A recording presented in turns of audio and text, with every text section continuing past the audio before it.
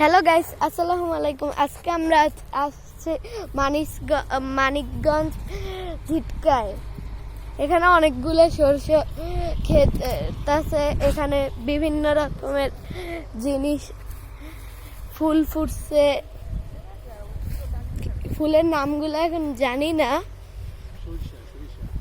সরিষা ফুলও আছে এখানে। এখানে এই ফুলের নামগুলো বুঝছিলাম না। এই ফুলের নাম কচু আছে কোনায়। গাইস, এখানে ওই যে পাতা নিয়ে যাচ্ছে ওইখান থেকে। এখানে অনেক বড় একটি সরিষা ক্ষেত, পুরা বাগান জুড়ে সরিষা ক্ষেতে ভর্তি। এটা হলো মানিকগঞ্জ ঝিটকায় এইটা অবস্থিত।